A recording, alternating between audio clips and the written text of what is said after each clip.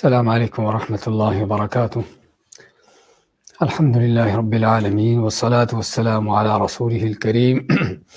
وعلى آله وصحبه ومن سار على نهجه إلى يوم الدين وسلم تسليما كثيرا. أما بعد، ہم نے سابقہ درس آیت سورۃ الاعراف کے شروع کی آیات لی تھی اور سورۃ الاعراف کا بلکہ اس کے بارے میں بیان کیا تھا کہ مکی صورتوں میں سے ہے اور کچھ اس کے موضوعات کے بارے میں بات چیت ہوئی تھی اور شروع کی آیات لی تھی. ان آیات کو دہراتے ہیں. اعوذ باللہ من الشیطان الرجیم، بسم اللہ الرحمن الرحیم، الف لام میم صاد. یہ حروف مقطعات میں سے ہیں کہ جن کے ذاتی معنی تو اللہ تعالیٰ ہی جانتے ہیں کیا، لیکن مقصد اس کا جو بیان کیا جاتا ہے کہ عربوں کو جو قرآن کو جھٹلانے والے تھے ان کے لیے بیان کرنا تھا کہ یہ قرآن عربی میں ہے، اور اگر تم اس جیسا قرآن لا سکتے ہو یا 10 صورتیں یا ایک صورت ہی لا سکتے ہو تو لا کے دکھاؤ. کتاب انزل الیک، یہ کتاب ہے کہ جو آپ کی طرف نازل کی گئی.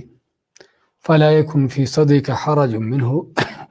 پس آپ کے دل میں، آپ کے سینے میں اس کے بارے میں کوئی حرج، کوئی تنگی نہ ہو. وہ تنگی کیوں ہوگی کہ اس قرآن کو سنانے میں، اس کی دعوت دینے میں جو مقابلہ بازی ہوگی اور سخت قسم کی اذیتوں کا سامنا ہوگا اور شدید مشکلات پیش آئیں گی، تو اس پر اللہ فرماتا ہے کہ آپ کو اس قرآن کی دعوت دینے میں،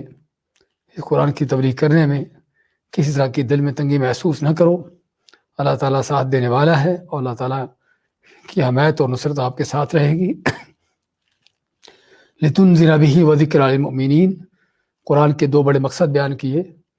کہ تاکہ اسے ڈراؤ اور تاکہ نصیحت بن جائے ایمان والوں کے لیے.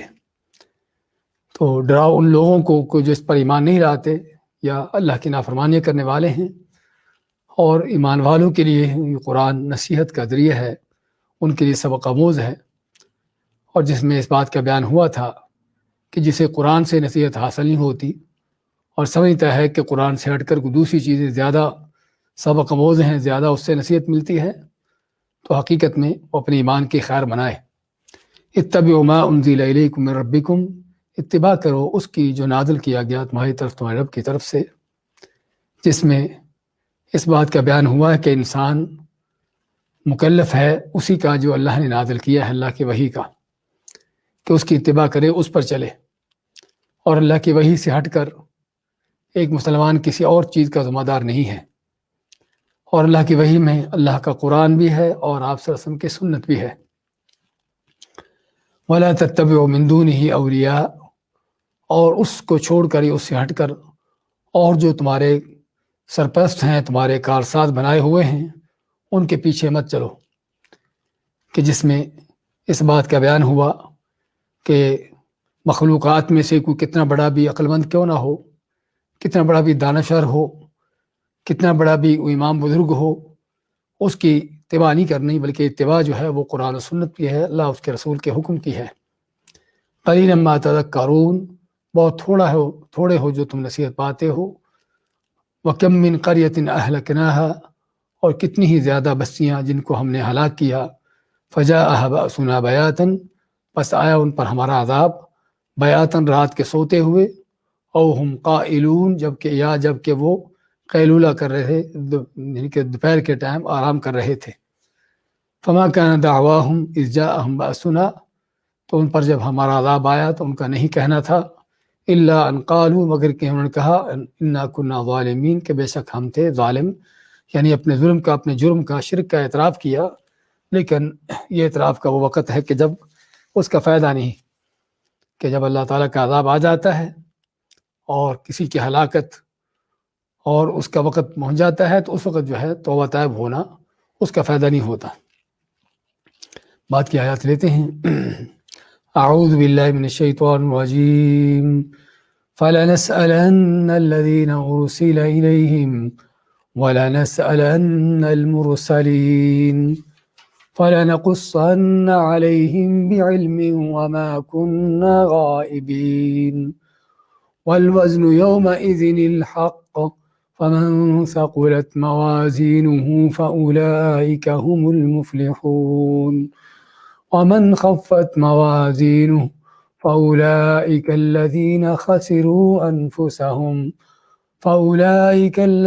خسروا أنفسهم بما كانوا بآياتنا يظلمون وَلَقَدْ مَكَّنَّاكُمْ فِي الْأَرْضِ وَجَعَلْنَا لَكُمْ فِيهَا مَعَايِشَ قَلِيلًا مَا تَشْكُرُونَ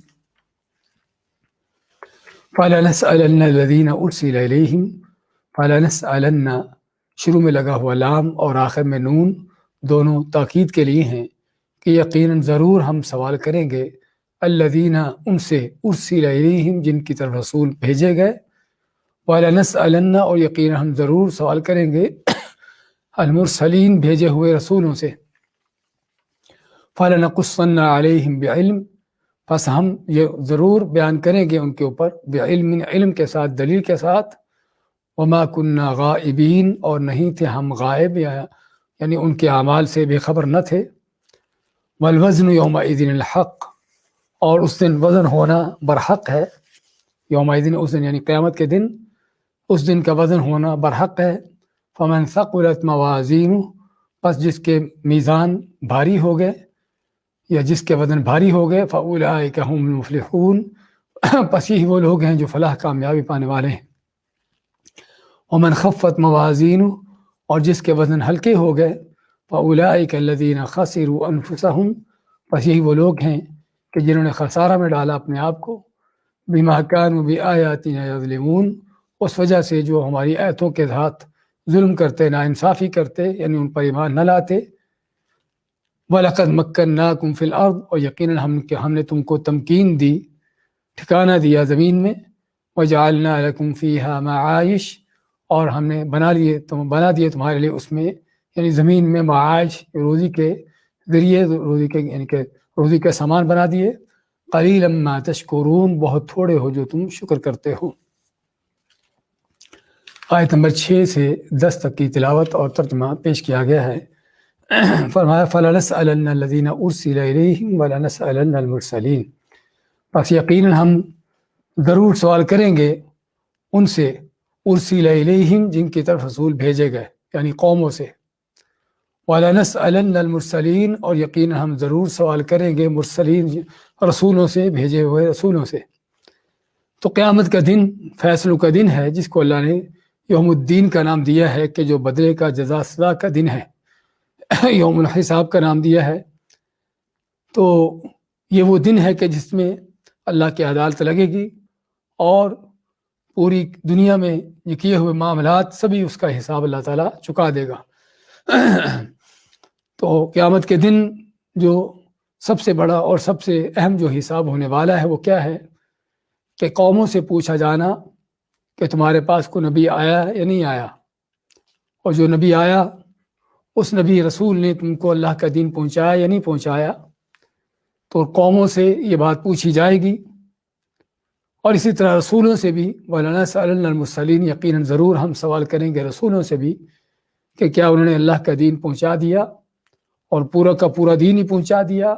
یا کوئی چیز چھوڑ دی اور کوئی پہنچا دی تو رسولوں سے بھی یہ سوال ہوگا لیکن یہاں پر یہ اشکال پیدا ہوتی ہے کہ اللہ تعالیٰ تو ہر چیز کو جانتا ہے اور چیز بعد میں ہونا ہوتی ہے اللہ پہلے سے جانتا ہے کہ وہ چیز کیا ہوگی کس طرح ہوگی تو جو اللہ تعالیٰ ہر چیز کو جانتا ہے تو کیا اس کو پتہ نہیں تھا کہ قوموں کے پاس رسول گئے یا نہیں گئے اور جو رسول بھیجے گئے تھے کیا اس کو اللہ تعالیٰ کو ان کے بارے میں پتہ نہیں کہ انہوں نے اللہ کا دین پہنچایا نہیں پہنچایا تو حقیقت میں اس طرح کے سوالات جو قیامت کے دن اللہ تعالیٰ کی طرف سے ہوں گے وہ اس لیے نہیں کہ اللہ تعالیٰ کو اس کا علم نہیں بلکہ صرف اور صرف لوگوں پر حجتیں قائم کرنے کے لیے کہ تاکہ کسی کو عذر نہ رہے اور کوئی یہ نہ کہے کہ ہمیں بغیر کسی وجہ کے عذاب میں ڈال دیا گیا تو اللہ تعالیٰ سے بڑھ کر کوئی حجت قائم کرنے والا نہیں ہے اور اللہ تعالیٰ نہیں چاہتا کہ کسی بندے کو بھی کوئی معمولی قسم کی پکڑ یا اس کو کوئی سزا دے بغیر حجت قائم کیے اور اسی لیے اللہ تعالیٰ نے رسولوں کو بھیجا نبیوں کو بھیجا ان پر کتابیں نازل کی کہ تاکہ بندوں کے لیے کوئی عذر بہانہ باقی نہ رہے کہ کوئی یہ نہ کہے کہ ہمارے پاس تو کوئی نبی رسول آئے نہیں یا ہمیں کوئی تیری طرف سے تعلیمات یا ہدایت ملی نہیں۔ تو اس لیے فرماتا اللہ تعالیٰ کیا ہم اس دن ضرور سوال کریں گے قوموں سے بھی کہ قوموں کے پاس رسول آئے اور رسولوں نے کس انداز سے ان کو اللہ کا دین پہنچایا، اور ضرور ہم سوال کریں گے رسولوں سے بھی۔ تو رسولوں سے بھی سوال ہوگا کہ وہ انہوں نے دین کہاں تک پہنچایا۔ تو چنانچہ قیامت کے دن جس چیز کا سوال ہوگا لوگوں سے وہ یہی سوال ہوگا کہ ماذا اعجبتم المرسلین، جیسا کہ اللہ تعالیٰ سورۃ قصص میں آتا ہے یوم ینادیہم فیقول، جس دن اللہ تعالیٰ ان کو پکارے گا اور کہے گا لوگوں کو ماذا اعجبتم المرسلین، کہ تم نے رسولوں کو کیا جواب دیا، تم نے رسولوں کو کیا جواب دیا جب سے رسول نبی تمہارے پاس آئے اللہ کا دین لے کر، دعوت لے کر، تو اس پر تمہارا موقف کیا تھا، تم نے کیا کردار یا کیا انداز اختیار کیا تھا۔ تو یہ سوال ہے قوموں سے کہ تم نے رسولوں کو کیا جواب دیا، اور اسی طرح رسولوں سے بھی سوال ہوگا یوم یجمع اللہ الرسل فیقول ماذا اجبتم، کہ جس دن اللہ تعالیٰ قیامت کے دن سبھی رسولوں کو جمع کرے گا اور پوچھے گا کہ ماذا اجبتم، تمہیں کیا جواب دیا گیا۔ پورے قرآن کو دیکھے پڑھ کر ہمیں صرف یہی پورے قرآن میں نظر آتا ہے کہ قیامت کے دن کہ جس کے بارے میں سوال ہوگا لوگوں سے وہ یہ ہوگا کہ تم نے رسولوں کو کیا جواب دیا، اور رسولوں سے بھی یہی سوال ہوگا کہ تمہاری قوموں نے تمہارے ساتھ معاملہ کیا کیا۔ نہ تو ہمیں قوموں کے بارے میں کوئی، لوگوں کے بارے میں کوئی ایسا اور سوال نظر آتا ہے کہ کسی آدمی سے، کسی شخص سے یا کسی قوم سے ان کے کسی امام، کسی پیر، کسی پیشوا، کسی بزرگ کے بارے میں سوال ہو کہ تم نے اس امام کی تقلید کی، اس امام کی پیروی کی، اس امام کی بات کو مانا یا نہیں مانا۔ اور نہ ہی اللہ کے نبی رسولوں کے علاوہ ہمیں پورے قرآن میں کسی امام پیر کے بارے میں نظر آتا ہے کہ ان سے پوچھا جائے قیامت کے دن کہ لوگوں نے تمہاری بات کہاں تک مانی یا نہیں مانی۔ اس سے معلوم کیا ہوا کہ ہمارے ہاں جو اندھی تقلید کے دھونس جو رچائے ہوئے ہیں بعض گمراہ لوگوں نے کہ جب تک تم کو امام نہیں پکڑو گے، اس کی اندھا ہو کر اس کی تقلید نہیں کرو گے اور اس کے پیچھے نہیں چلو گے، اس وقت تک نہ تم مسلمان ہو، نہ مومن ہو، نہ کو قیامت کے دن نجات کامیابی ہے۔ بلکہ ان کا کہنا کہ قیامت کے دن لوگ اپنے اماموں ہی کے ساتھ کھڑے ہوں گے، اور دلیل دیتے ہیں بنی اسرائیل کی اس آیت کی یوم ندعو کل اناس بامامہم، کہ جس دن ہم سبھی لوگوں کو ان کے امام کے ساتھ بلائیں گے۔ تو وہاں پر امام سے مراد کوئی وہ 4 امام یا کوئی دوسرے تیسرے امام نہیں ہیں، وہاں پر امام سے مراد ان کے اعمال نامے ہیں کہ جو انسان زندگی بھر جو اس نے کیا ہے اللہ تعالیٰ ان کے ان اعمال ناموں کے ساتھ ان کو کھڑا کرے گا، ان کو بلائے گا۔ اور اگر امام کا وہ معنی کہ جو کسی پیشوا کے معنی میں لیا جاتا ہے، اگر وہ معنی ہو بھی تو تب بھی نبی اور رسولوں کے ساتھ، کہ قیامت کے دن ہر قوم اپنے نبی رسول کے ساتھ کھڑی ہوگی، اور نبی رسولوں کے سامنے قوموں سے اور نبی رسولوں سے ایک دوسرے کے بارے میں سوال ہوگا۔ تو ان کے علاوہ کسی اور پیر امام کی کوئی بات نہیں کہ جو ہمارے ہاں من گھڑت انداز سے لوگوں کو بتائی سکھائی جاتی ہیں، جس کی کوئی حقیقت کو بنیاد نہیں ہے۔ تو اس لیے قیامت کے دن جو سوال ہوگا کہ ماذا اعجبتم المرسلین، کہ تم نے رسولوں کو کیا جواب دیا، وہ تمہارے پاس اللہ کا دین لے کر آئے، اللہ کا دین انہوں نے تم کو پہنچایا، اور اس کے بارے میں تمہارا موقف کیا رہا، کس طرح سے تم نے ان کی باتوں کو لیا، قبول کیا اور ان پر عمل کیا، یا کہ اپنی منمانی کرتے ہوئے ان کی باتوں کو ٹھکرا دیا، یا اپنے کسی بڑے کی بات کو لا کر اس کو قبول کر لیا اور نبی اور رسولوں کی باتوں کو جھٹلا دیا، اس کو ٹھکرا دیا۔ ہاں قیامت کے دن یہ پورے حساب ہوں گے، ہر ایک مسئلے پر حساب ہوگا کہ اس مسئلے پر تم نے اگر حدیث کو چھوڑ کر اپنے پیر ملا کی بات مانی تھی، اپنے مفتی کی بات، اپنے بڑے کی بات مانی تھی، تو کیوں مانی تھی؟ کسی مسئلے پر کہ اللہ نے اس چیز کو حلال کیا تھا، تم نے اپنے بڑے کی بات مانتے ہوئے اس کو حرام قرار دے دیا، تو ایسا کیوں کیا تھا؟ اللہ نے کسی چیز کو حرام قرار دیا تھا، تم نے اپنے پیر ملا کی بات مانتے ہوئے اس کو حلال قرار دے دیا، تو ایسا کیوں کیا تھا؟ اللہ نے اپنی عبادت کا کوئی طور طریقہ دیا تھا، بتایا تھا، اور اللہ کے نبی رسول وہ طریقہ بتا کر گئے ہیں، سکھا کر گئے تھے، لیکن تم نے وہ طریقہ چھوڑ کر یہ دیکھا کہ ہمارے بڑے کیا کرتے تھے، تو تم نے وہ طریقہ بنایا، وہ طریقہ اپنایا جو تمہارے بڑے کرتے تھے، تو ایسا کیوں کیا؟ ہاں، قیامت کے دن یہ سوالات ہیں، اس طرح کے بہت سے سوالات جس کی تیاری کی ضرورت ہے کہ قیامت کے دن ایسے لوگوں کا کیا جواب ہوگا کہ جو قرآن سنت سے اعراض کر کے اس کو چھوڑ کر اس کی طرح طرح کی تعویلیں، ہیل و حجتیں کر کے جو ہے اپنی باتیں، اپنے بڑوں کی باتیں منوانے کی کوششوں میں رہتے ہیں۔ اور اسی لیے اللہ تعالیٰ نے جب اللہ کی اس کے رسول کی اطاعت کا حکم دیا اور ساتھ یہ فرمایا فَإِن تَنَازَعْتُمْ فِي شَيْءٍ فَرُدُّوهُ إِلَى اللَّهِ وَالرَّسُولِ کہ اگر تمہارا کسی چیز میں اختلاف تنازع ہو جائے تو اس کو اللہ اس کے رسول کی طرف لوٹاؤ۔ تو اللہ اس کے رسول کی طرف لوٹانے کے لیے آگے کیا فرمایا، إِن كُنتُمْ تُؤْمِنُونَ بِاللَّهِ وَالْيَوْمِ الْآخِرِ کہ اگر تم واقعی اللہ پر، آخرت پر ایمان رکھتے ہو یعنی تمہارے ایمان کا تقاضا ہے کہ ہر طرح کے اختلاف، ہر طرح کا مسئلہ، اس کا حل جو ہے وہ اللہ سے، اس کے رسول سے، اللہ کے قرآن سے، آپ صلی اللہ علیہ وسلم کی سنت سے لو۔ اور جس کا معنی کیا ہے کہ اگر تم اس کا حل، اس کا فیصلہ اللہ اس کے رسول سے نہیں لیتے، اپنی منمانیاں کرتے ہو، اپنے بڑوں کی باتوں پر اس سے لیتے ہو، تو پھر ایمان نہیں ہے، ایمان کا دعویٰ پھر جھوٹا ہے۔ اور آگے کیا فرمایا کہ آخر میں ذَلِكَ خَيْرٌ وَأَحْسَنُ تَأْوِيلًا ہاں، اختلافات کا حل، مسائل کا حل اللہ اس کے رسول سے، قرآن و سنت سے لینے میں ہی اسی میں خیر ہے، اور اسی کا انجام بھی بہتر ہے۔ ہاں، خیر ہے دنیاوی آخرت کی، دنیا کی اور آخرت کی خیر کہ اللہ کے قرآن کی آیت کو لیا، آپ صلی اللہ علیہ وسلم کی کسی صحیح حدیث پر عمل کیا، تو وہ کام کیا کہ جس کا حکم دیا گیا تھا اطیعوا اللہ و اطیعوا الرسول کہ اطاعت کرو اللہ کی اور اطاعت کرو رسول صلی اللہ علیہ وسلم کی۔ خیر ہے، کوئی شک نہیں، اور خیر اس لیے بھی کہ عمل قبول ہو جائے گا اور نیکی اجر مل جائے گا، اور اس کا انجام بھی اچھا ہے، دنیا کے اندر بھی انجام اور آخرت کا انجام بھی۔ دنیا کے اندر بھی انجام کیوں اچھا ہے؟ کیونکہ قرآن و سنت ہی کی طرف جب رجوع کیا جائے گا اور ہر ایک اپنا فیصلہ قرآن و سنت ہی سے لے گا، تو آپس کے اختلافات ختم ہو جائیں گے، فرقے جماعتیں مٹ جائیں گی۔ اور فرقے جماعتیں پیدا ہی اس وقت ہوتی ہیں کہ جب ہر کوئی اپنے کسی بڑے کو پکڑ کر اس کے ساتھ چل پڑتا ہے، اس کے پیچھے چلتا ہے اور سمجھتا ہے کہ جو اس نے کہا وہ صحیح ہے اور جو اس نے نہیں کہا وہ غلط ہے۔ تو اختلافات ہوتے ہی اس وقت ہیں۔ تو اس لیے اگر کسی نے قرآن و سنت ہی کو اپنا منہج، اپنا طریقہ بنایا ہو، اور سبھی نے، بلکہ، تو کوئی شک نہیں کہ یہ اس سے آپس کے اختلافات بھی دنیا کے ختم ہو جائیں گے، اور قیامت کے دن بھی اللہ تعالیٰ پوچھ لے کہ تم نے ایسا کیوں کیا تھا، تو جواب یہ ہوگا کہ اللہ تیرے قرآن میں ایسے لکھا تھا۔ تو نے ایسا کیوں کیا تھا؟ جواب یہ ہو کہ اللہ تیرے نبی صلی اللہ علیہ وسلم کی سنت میں اس طرح سے پایا تھا۔ تو وہاں پر بھی جواب مل گیا، جواب دے دیا، اور عذر قائم ہو گیا، چاہے انسان اس کو غلط فہمی میں، کسی غلط فہمی میں کیوں نہ پڑا ہو، لیکن کم از کم قرآن و سنت کی اتباع کی ہو،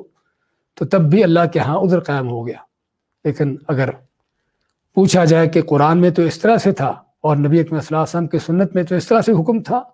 اور تم جو اس طرح سے کرتے آئے ہو یہ تم نے کہاں سے لیا؟ ہاں، تو وہاں پر یہ جواب نہیں چلے گا کہ ہمارے امام صاحب کا قول اس طرح سے تھا، ہمارے مفتی کا فتویٰ یہ تھا، ہمارے پیر ملا نے ہم کو یہ سکھایا تھا۔ وہاں پر ماذا اجبتم المرسلین، جو سوال ہوگا کہ تم نے رسولوں کو کیا جواب دیا۔ تو ضرورت ہے ان مسائل کو سمجھنے کی، اس سے پہلے کہ قیامت کے دن آنکھیں کھلیں اور وہاں پر پھر حسرت اور افسوس اور ندامت ہو کہ جہاں پر حسرت افسوس کا کوئی وقت نہیں اور نہ اس کا کوئی فائدہ ہے۔ تو یہ ہیں وہ سوالات جو قیامت کے دن ہونے والے ہیں کہ جس کے اللہ تعالیٰ تاکیدوں کے ساتھ فَلَنَسْأَلَنَّ الَّذِينَ أُرْسِلَ إِلَيْهِمْ یقیناً ہم ضرور سوال کریں گے ان سے کہ جن کی طرف رسول بھیجے گئے، وَلَنَسْأَلَنَّ الْمُرْسَلِينَ اور یقیناً ہم ضرور سوال کریں گے بھیجے ہوئے رسولوں سے بھی۔ فَلَنَقُصَّنَّ عَلَيْهِمْ بِعِلْمٍ وَمَا كُنَّا غَائِبِينَ جی ہاں، علماء ہے کہ ہم ضرور بیان کریں گے ان کے اوپر، فَلَنَقُصَّنَّ عَلَيْهِمْ بیان کریں گے ان کے اوپر بِعِلْمٍ دلیل کے ساتھ، شہادتوں گواہیوں کے ساتھ کہ جو قیامت کے دن قائم ہوں گی گواہیاں، وما کننا غائبین، اور ہم کوئی اس سے بے خبر نہ تھے، غائب نہ تھے کہ لوگ کیا کر رہے ہیں، پتہ ہی نہیں کہ کون کس کے پیچھے چل رہا ہے، کون کس کی اندھی تقلید کر رہا ہے، کون کس کی بات مان رہا ہے، تو کیا کر رہے ہیں لوگ، قرآن سنت پر چلتے ہیں، کسی اور کی باتیں مانتے ہیں۔ اللہ ماتا ہے کہ ہم ما کننا غائبین، ہم ان چیزوں سے بے خبر نہ تھے، بلکہ ایک ایک بات کو، ایک ایک چیز کو اچھی طرح دیکھ رہے تھے، سن رہے تھے، جانتے تھے کہ کون کیا کر رہا ہے، کس کی کیا تعویلیں حجتیں ہیں، کس کے کیا ہیلے بہانے ہیں قرآن و سنت کو ٹھکرانے کے، جھٹلانے کے، رد کرنے کے، اپنے بڑوں کی باتیں منوانے کے، کیا کیا ان کے چکر بازیاں ہیں، کیا کیا ان کے انداز ہیں۔ اللہ ماتا ہے وما کننا غائبین، ہم ان کی ان ہیلہ سازیوں سے، ان کی ان چکر بازیوں سے ہم غائب نہ تھے۔ اور حقیقت بات، آج ضرورت ہے اپنے منہج کو دیکھنے کی، صرف بات عوام الناس کی نہیں، حتیٰ کہ علماء کی حد تک بھی، کہ جن کی زندگیاں جو ہیں پوری کی پوری صرف اپنے بڑوں کی باتیں منواتے ہوئے ہی گزر گئیں، اور خود انہوں نے اعتراف کیا مرنے سے پہلے کہ قیامت کے دن مجھ سے سوال ہوگا کہ کیا کر کے آئے ہو، تو میرے پاس یہی جواب ہو سکتا ہے کہ میں اپنے امام کی اس کی وکالت کرتا رہا ہوں، اپنے بڑے کی وکالت کرتا رہا ہوں، اس کی باتوں کو منوانے کی کوششوں میں رہا ہوں۔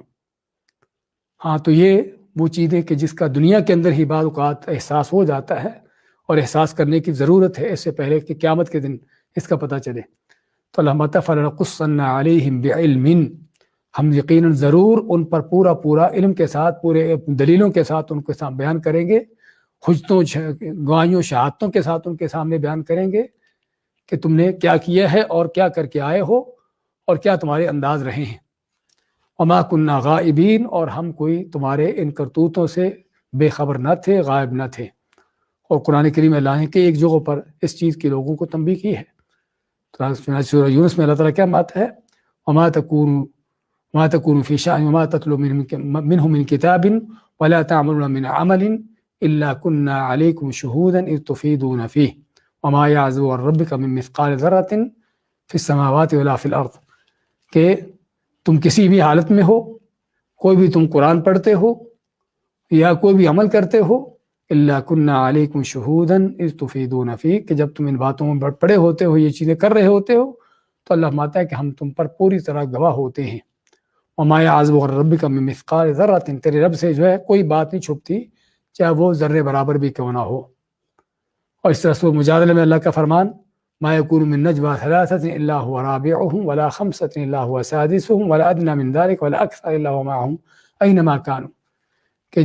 تین اگر سرگوشی کرنے والے ہیں تو چوتھا ان کے ساتھ اللہ ہے، یعنی اللہ تعالیٰ ان کو دیکھ رہا ہے، سن رہا ہے، جانتا ہے کیا کر رہے ہیں۔ ولا خمسة الا هو سادسهم، نہ پانچ ہیں جن کے ساتھ چھٹا اللہ ہوتا ہے۔ اور اس طرح سے اللہ تعالیٰ کا بندوں کے ساتھ ہونا، ساتھ ہونے کا معنی کہ ان کی ہر بات کو سننا، دیکھنا، جاننا، معلوم کرنا، اور پوری طرح ان کے احاطہ کیے ہونا۔ تو یہ وہ دن ہے کہ جس میں ہر طرح کی گواہیاں قائم ہوں گی اور تمام حجتیں وہاں پر قائم ہو جائیں گی، اور اللہ تعالیٰ خود انسان ہی سے جو ہے وہ گواہ کھڑے کر دے گا، خود انسان ہی سے گواہ کھڑے کر دے گا، جیسا سورہ یاسین میں اللہ فرماتا ہے الیوم نختم علی افواہہم وتکلمنا ایدیہم وتشہد ارجلہم بما کانوا یکسبون، کہ آج ان کے ہونٹوں سے، یعنی کہ ہم ان کے ہونٹوں پر مہر لگا دیں گے، اور ان کے ہاتھ اور ان کے ٹانگیں جو ہیں وہ بول بول کر بتائیں گی کہ وہ کیا کر کے آئے تھے۔ اور اس طرح سورہ فصلت میں، سورہ حامیم سجدہ میں اللہ فرماتا ہے حتی اذا ما جاؤوها شہد علیہم سمعهم وابصارهم وجلودهم بما كانوا يعملون، کہ جب اللہ کے پاس پہنچیں گے تو ان پر گواہی دیں گے ان کے کان، ان کی آنکھیں اور ان کی چمڑیاں، کہ جو کر کے آئے تھے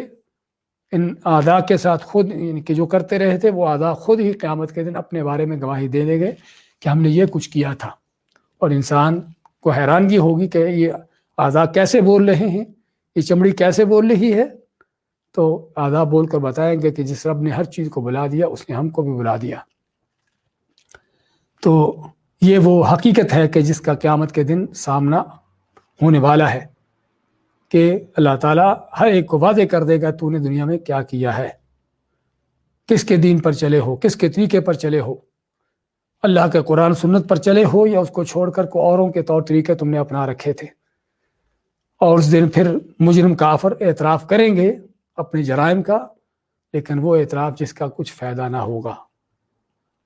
ہاں کہیں گے قالوا بلا قد جاءنا نذیر فکذبنا وقلنا ما نزل اللہ من شیء، کہیں گے کافر کہ ہاں ہمارے پاس ڈرانے والے نبی رسول تو آئے تھے، لیکن ہماری بدبختی، ہم نے کہا کہ اللہ نے کوئی چیز نازل کی ہی نہیں، بلکہ ان نبی رسولوں کو کہتے کہ تم بلکہ گمراہی پر ہو۔ وقالوا لو كنا نسمع او نعقل ما كنا في اصحاب السعیر، آج بڑے عقل مند بنتے ہیں، بڑے دانشور بنتے ہیں، قرآن و سنت کو ٹھکرا کر، اپنی باتیں منوا کر، قیامت کے دن پتہ چلے گا کہ عقل کیا تھی، عقل مند کون تھا۔ اسی کہیں گے کہ اگر ہمیں کوئی عقل ہوتی تو ہم سنتے ما كنا في اصحاب السعیر، تو آج جہنم والوں میں سے نہ ہوتے۔ تو ما فلنقصن علیہم بعلم، یقیناً ہم ضرور بیان کریں گے ان کے اوپر علم کے ساتھ، دلیلوں کے ساتھ۔ وما كنا غائبین، اور ہم تو غائب نہ تھے، ہم غیر حاضر نہ تھے، بلکہ کیا مطلب کہ ہم دیکھ رہے تھے، سن رہے تھے، موجود تھے، جو کچھ ہو رہا ہے اس کو نوٹ کرنے کے لیے۔ والوزن یومئذ الحق، اب جب قیامت کے دن فیصلوں کا دن ہے، حساب کتاب کا دن ہے، پھر ضروری ہے کہ اعمال کا محاسبہ کے ساتھ ساتھ اس کا وزن بھی کیا جائے، تاکہ پتہ چلے کہ کون سا عمل کس وزن کا ہے، اور اس پر تنبیہ بھی ہو جائے لوگوں کو کہ کون سے اعمال جو ہیں وہ قیامت کے دن وزنی ہوں گے، ان کا وزن ہوگا، اور کون سے اعمال ہیں کہ جو قیامت کے دن انسان کے لیے کسی کام آنے والے نہیں ہیں۔ ہمارے والوزن یومئذ الحق، اور اس دن وزن جو ہے وہ برحق ہوگا، ترازو لگے گا، جس طرح کہ اللہ تعالیٰ کی شان ہے، اور لگائے گا ترازو اور اس سے وزن ہوگا۔ فمن ثقلت موازینہ فاولئک هم المفلحون، پس جس کے وزن بھاری ہو گئے، اس کے ترازو بھاری ہو گئے، فاولئک هم المفلحون، پس یہی وہ خوش قسمت ہیں کہ جو فلاح پانے والے، کامیابی پانے والے ہیں۔ تو قیامت کے دن وزن ہوگا، کسی کا ترازو بھاری ہو رہا ہے، کسی کا ترازو ہلکا ہو رہا ہے، تو جن کے بھاری ہوگا بیان کیا، اس کے بعد من خفت موازینہ فاولئک الذین خسروا انفسهم بما كانوا بآیاتنا یظلمون، اور جن کے ترازو ہلکے ہو گئے تو یہ وہ لوگ ہیں جو اپنے آپ کو خسارہ میں ڈالنے والے ہیں، اس وجہ سے جو ہماری آیتوں کے ساتھ ناانصافی کرتے، ظلم کرتے، یعنی اللہ کی آیتوں کو سن کر، جان کر، پھر بھی اس پر ایمان نہ لاتے، اس پر عمل نہ کرتے۔ تو یہاں پر بات کر رہے تھے میزان کی، وزن ہونے کی قیامت کے دن، تو کس چیز کا وزن ہوگا؟ یہاں پر اللہ تعالیٰ نے عام ذکر کیا ہے، والوزن، اور وزن ہوگا یومئذ اس دن الحق، برحق طور پر، حقیقت کے ساتھ۔ تو وزن تو ہوگا حقیقت کے ساتھ، لیکن کس چیز کا وزن ہوگا؟ اس حوالے سے قرآن و سنت کو دیکھنے سے معلوم ہوتا ہے کہ بذات خود اعمال کا وزن ہے، بذات خود انسان کا کیا ہوا جو عمل ہے اس کا وزن ہوگا، چاہے اس کا کہی ہوئی بات ہے، کوئی کہا ہوا ذکر وظیفہ ہے، یا عملی طور پر اس نے کچھ کیا ہوا ہے، تو جو بھی اس کا عمل ہے اللہ تعالیٰ خود ہی اس عمل کا وزن کرے گا۔ اب یہ وہ چیزیں کہ جو آج دنیا میں بعض مادہ پرست، عقل پرست لوگ جو ہے اس کا انکار کرتے ہیں کہ ایک انسان عمل کرتا ہے کہ جو عمل نہ دیکھا جاتا ہے اور نہ اس کو پکڑا جاتا ہے، نہ کو اس کو کسی ترازو میں رکھنے کا کوئی چانس ہوتا ہے، تو اس کا وزن کیسے ہوگا؟ تو حقیقت میں یہ اس طرح کے اشکالات، اس طرح کے اعتراضات انہی ذہنوں میں پیدا ہوتے ہیں کہ جو ذہن بیمار ہوتے ہیں، ٹیڑے ہوتے ہیں، جن کو اللہ تعالیٰ کی عظمت کا پتہ نہیں ہوتا کہ اللہ کن عظمتوں کا مالک ہے۔ اور خصوصاً آج کے دور میں بہت سی وہ چیزیں ہیں کہ جو یعنی کہ جس کا کوئی یعنی کہ کوئی جسم نہیں ہوتا کہ اس کا وزن کیا جائے کسی چیز میں ڈال کر،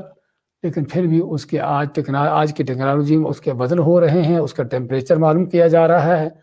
اور اس طرح کی ساری چیزیں جو کہ مانوی چیزیں ہیں صرف، لیکن اس کے باوجود اس کے وزن بھی ہو رہے ہیں اور اس کے مختلف چیزوں کا پتہ چلایا جاتا ہے۔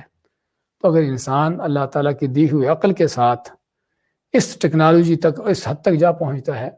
تو کیا رب کائنات کے لیے کوئی مشکل ہے کہ وہ کسی کہی ہوئی بات کو، کسی کیے ہوئے کام کو، کسی اچھے اخلاق کردار کو، کسی اچھی سوچ فکر کو جو دل میں ہی ہے، ظاہر نہیں ہوئی، اللہ تعالیٰ اس کا بھی انسان کو اجر دے دے، اس کا بھی وزن کر لے؟ اس لیے وزن ہونا حقیقت ہے، اور اسی حوالے سے امام بخاری رحمۃ اللہ علیہ نے اپنی کتاب کا اختتام کیا ہے اسی چیز کے ساتھ، کلمتانی کے دو کلمے ہیں، ان کی حقیقت کیا ہے؟ خفیفتان علی اللسان، کہ زبان پر بڑے ہلکے پھلکے ہیں، کہنے میں کوئی مشکل نہیں ہوتی، ثقیلتان فی المیزان، اور میزان میں بڑے بھاری ہیں، حبیبتان الی الرحمن، اور رحمان اللہ تعالیٰ کے ہاں بڑے وہ پسندیدہ ہیں۔ کیا ہے؟ سبحان اللہ وبحمدہ سبحان اللہ العظیم، کہ یہ کلمہ سبحان اللہ وبحمدہ سبحان اللہ العظیم فرماتے ہیں کہ یہ میزان میں بڑے بھاری ہیں۔ اب میزان میں کیسے بھاری ہوں گے، یہ تو بھی بات کہی ہوئی ہے۔ تو اللہ تعالیٰ جو ہر چیز پر قادر ہے، وہ اس پر بھی قادر ہے کہ قیامت کے دن ان کہی ہوئی باتوں کو جسم دے کر ان کو ترازو میں ڈال دے۔ اللہ تعالیٰ ہر چیز پر قادر ہے۔ وہ موت جسے ہم آج تک جانتے نہیں، دیکھی نہیں کہ موت کیا ہوتی ہے۔ ہم مرتے ہوئے لوگ دیکھ نظر آتے ہیں، لیکن موت بذات خود کیا ہے، آج تک کسی نے اس کو جانا ہی نہیں۔ تو اللہ تعالیٰ اسی موت کو قیامت کے دن مینڈے کی شکل میں لائے گا، اور سبھی جنتی جہنمی سبھی اس کو پہچانے گے یہ موت ہے، اور سبھی کے سامنے اس کو ذبح کیا جائے گا۔ تو موت ہے جس کو مینڈے کی شکل میں لایا جانا۔ تو اس کا معنی کیا ہوا؟ معنی یہ ہوا کہ اللہ تعالیٰ ہر چیز پر قادر ہے، تو چنانچہ اس پر بھی قادر ہے کہ وہ یعنی کہ اپنے چیزوں کے وزن کر لے، چاہے وہ چیزیں مانوی بھی کیوں نہ ہو، چاہے کوئی کہی ہوئی بات بھی کیوں نہ ہو۔ تو ہمارا والوزن یومئذ الحق، تو بات کر رہے تھے کہ اس دن اعمال کا وزن ہے، اسی طرح عمل کرنے والے عمال کا وزن ہے، عمل کرنے والوں کا وزن ہے، اور اسی وزن کے حوالے سے اللہ فرماتا ہے فلا نقیم لهم یوم القیامت وزنا، کہ ہم ان کا قیامت کے دن کو وزن نہ رکھیں گے۔ کس کا؟ کافروں کا، فاجر و فاسقوں کا، چاہے وہ کتنے لمبے چوڑے جسم والے کیوں نہ ہوں، جس طرح کہ آپ سے کا فرمان ہے کہ قیامت کے دن کسی بڑے لمبے چوڑے جسم والے آدمی کو لایا جائے گا، لا یزن عند اللہ جناح بعوضہ، ایک اللہ تعالیٰ کے ہاں اس کا وزن مچھر کے پر کے برابر بھی نہ ہوگا۔ اور اس کے مد مقابل عبداللہ بن مسعود مسواک توڑ رہے ہیں، اور تیز ہوا چلتے ہوئے ان کی پنڈلیاں ہل رہی ہیں، ان کی ٹانگیں ہل رہی ہیں، تو صحابہ کرام دیکھ کے ہنس رہے ہیں۔ تو آپ فرماتے ہیں کیا تم ابن مسعود کی دبلی پتلی ٹانگوں پر ہنستے ہو؟ اللہ کی قسم، یہ اللہ کے ہاں میزان میں احد پہاڑ سے زیادہ وزنی ہے۔ احد پہاڑ کتنا بڑا ہے؟ جو تقریباً 8 یا 7 سے لے کر 9 کلومیٹر تک لمبا ہے، اور تقریباً 2 سے 3 کلومیٹر تک اس کی چوڑائی ہے، اور اس طرح اس کی اونچائی بھی تقریباً 1 کلومیٹر سے اوپر اس کی اونچائی ذکر کی جاتی ہے، اور اس کا وزن جو ہے وہ یعنی وزن کرنا یعنی اس کو اٹھا کر کسی چیز میں وزن کرنا تو ناممکن ہے، لیکن موجودہ ٹیکنالوجی اس کے ساتھ تقریباً 40 ارب یعنی کہ ٹن جو ہے اس سے زیادہ اس کا وزن ہے۔ تو اس سے پتہ چلتا ہے کہ وہ عبداللہ بن مسعود کی دبلی پتلی ٹانگیں جو ہیں وہ احد سے زیادہ وزنی ہونے کا معنی کیا ہے؟ تو بذات خود اعمال کا وزن ہے، عمال کا وزن ہے، عمل کرنے والوں کا وزن ہے، اور اسی طرح ان اعمال ناموں کا وزن ہے کہ جس میں وہ عمل لکھا ہوا ہے۔ اور اسی ضمن آپ سے کی حدیث آتی ہے جسے حدیث البطاقہ کا نام دیا جاتا ہے، کہ آپ فرماتے ہیں کہ قیامت کے دن میری امت کا ایسا آدمی آئے گا کہ جس کے 99 رجسٹر ہوں گے، اور ہر رجسٹر جو ہے اتنا بڑا ہوگا کہ حد نگاہ تک پھیلا ہوا، اور یہ سبھی 99 رجسٹر برائیوں سے بھرے ہوئے، گناہوں سے بھرے ہوئے۔ تو اللہ تعالیٰ پوچھے گا آدمی سے کہ تیری کوئی نیکی بھی ہے؟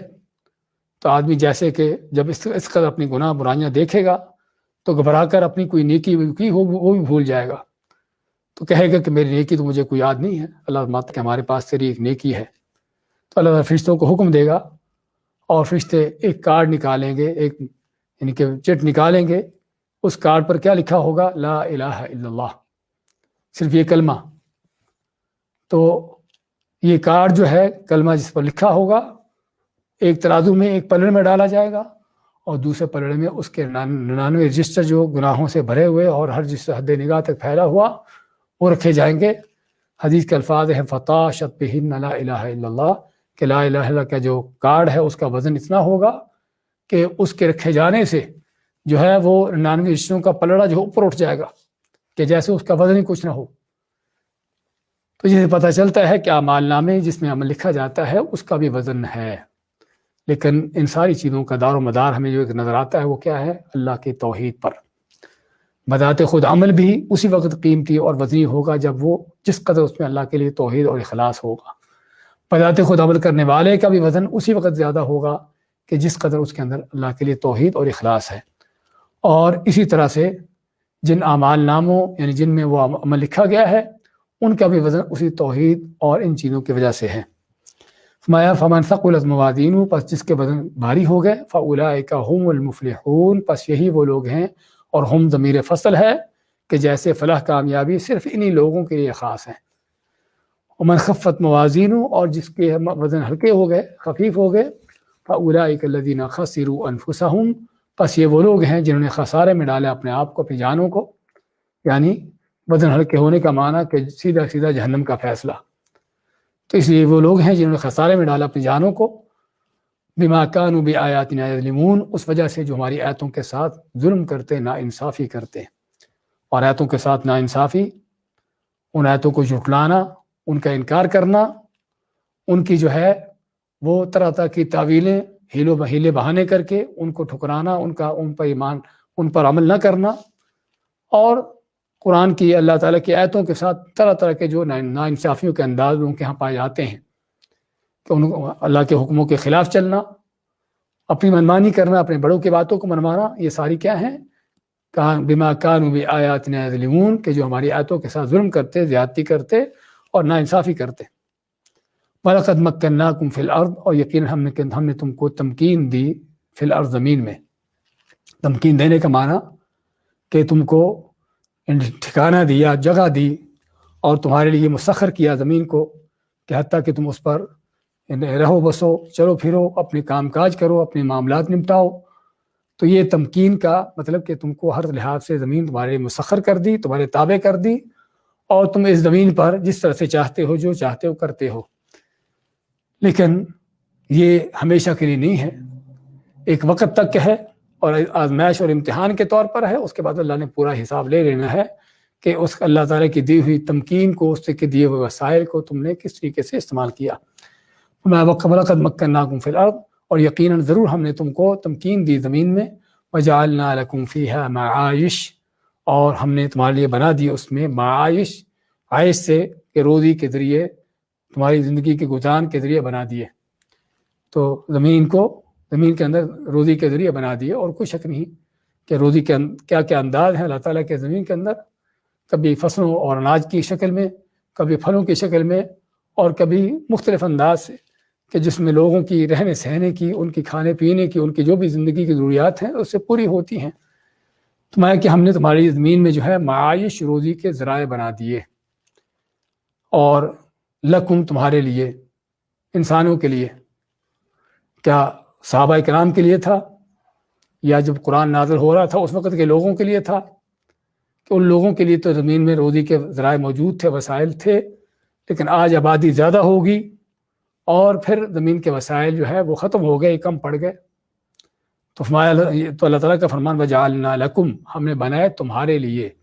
تمام لوگوں، انسانوں کے لیے، چاہے وہ آپ کے زمانے کے لوگ ہوں، یا آج کے زمانے کے ہوں، یا قیامت تک کے پہلے تک کبھی بھی آنے والے لوگ ہوں، تو سبھی کو اللہ تعالیٰ اپنی نعمت کا احساس دلاتے ہوئے فرماتا ہے کہ ہم نے تمہاری زمین میں جو ہے روزی کے گزارن کے ذرائع بنا دیے۔ قلیلا ما تشکرون، لیکن پھر بھی تم بہت تھوڑے ہو جو شکر کرتے ہو۔ بلکہ شکر تو کیا کرنا،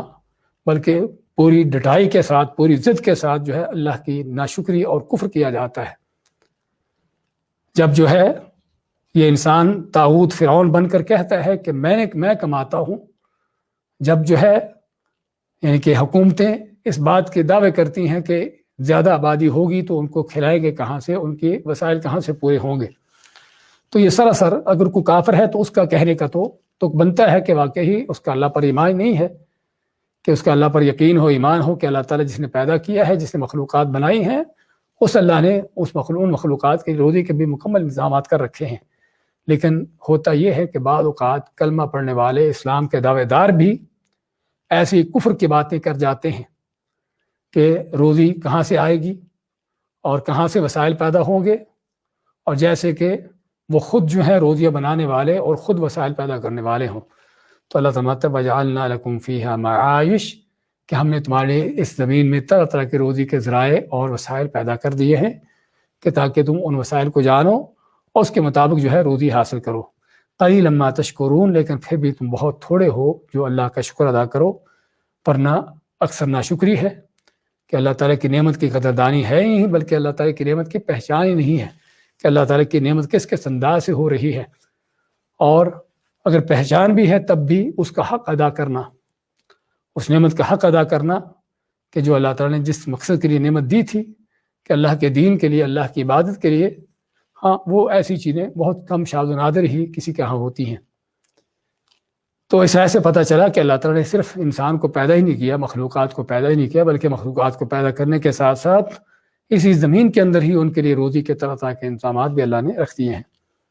تمہارا دیکھیں آج کیا کہتے ہیں، فَلَنَسْأَلَنَّ الَّذِينَ أُرْسِلَ إِلَيْهِمْ، پس یقیناً ہم ضرور سوال کریں گے ان لوگوں سے کہ جن کی طرف رسول بھیجے گئے، یعنی قوموں سے سوال ہوگا۔ وَلَنَسْأَلَنَّ الْمُرْسَلِينَ، اور یقیناً ہم ضرور سوال کریں گے بھیجے ہوئے رسولوں سے۔ فَلَنَقُصَّنَّ عَلَيْهِمْ بِعِلْمٍ، پھر یقیناً ہم ضرور بیان کریں گے ان کے ساتھ پورے علم کے ساتھ۔ وَمَا كُنَّا غَائِبِينَ، اور ہم کوئی غائب نہ تھے، بے خبر نہ تھے لوگوں کے ان معاملات سے۔ وَالْوَزْنُ يَوْمَئِذٍ الْحَقُّ، اور اس دن وزن جو ہے وہ برحق ہے۔ فَمَنْ ثَقُلَتْ مَوَازِينُهُ، پس جس کے میزان بھاری ہو گئے، فَأُولَٰئِكَ هُمُ الْمُفْلِحُونَ، پس یہ وہ لوگ ہیں جو فلاح کامیابی پانے والے ہیں۔ وَمَنْ خَفَّتْ مَوَازِينُهُ، اور جس کے میزان ترازو ہلکے ہو گئے، فَأُولَٰئِكَ الَّذِينَ خَسِرُوا أَنفُسَهُمْ، تو یہ وہ لوگ ہیں جنہوں نے خسارے میں ڈالا اپنے آپ کو، بِمَا كَانُوا بِآيَاتِنَا يَظْلِمُونَ، اس وجہ سے جو ہماری آیتوں کے ساتھ ناانصافی ظلم کرتے، ان سے روگردانی کرتے، ان سے منہ پھیرتے۔ وَلَقَدْ مَكَّنَّاكُمْ فِي الْأَرْضِ، اور یقین ہم نے تم کو تمکین دی زمین میں۔ وَجَعَلْنَا لَكُمْ فِيهَا مَعَائِشَ، اور ہم نے تمہارے لیے بنا دیے اس میں روزی کے ذرائع۔ قَلِيلًا مَا تَشْكُرُونَ، بہت تھوڑے ہو جو تم شکر کرتے ہو۔ بارک اللہ فیکم۔